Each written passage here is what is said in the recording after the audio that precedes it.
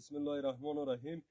سلام و عرض ادب خدمت تمام ملت رنجیده وطن عزیزم. امیدوار هستم که جور و صحتمند باشین. محمد جمشید کوهستانی هستم، قماندان جبهه آریانا کوهن زون شمال ولایت بلخ. مردم عزتمند افغانستان، هیچگاه ما و شما اینقدر توهین و تأخیر نشده بودیم. با کجا رسیدیم ما و شما بگوین؟ با الله قسم است موی در بدن آدم راست میشه، اشک به چشمان آدم جاری میشه. او کسی که پاکستانی ها را آورده، او کسی که چینی ها را آورده، با دین و با عزت و با شرف ما بازی میکنه. شما بگوین که ما می نیست یک فرزند افغانستان چی کنیم؟ آیا دست زیر علاشه بنشینیم یا از مردم و ملت و بیگناه خود دفاع کنیم؟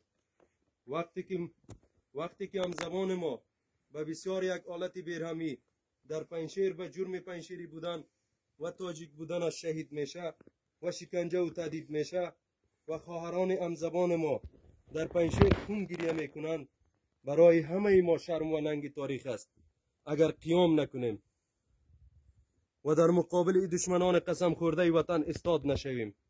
از تمام مردم عزتمند و با وقار خود میخواهم که منتظر آمریکا و اروپا و فرانسه و هیچ کسی دیگر نباشید. همه ایمان دست به دستی هم داده وطن عزیزمان را و ملت و مردممان را از چنگ غلام های القبه گوش پاکستان نجات بدیم.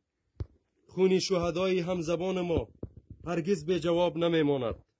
انشالله به توکل پروردگار صبح پیروزی نزدیک است.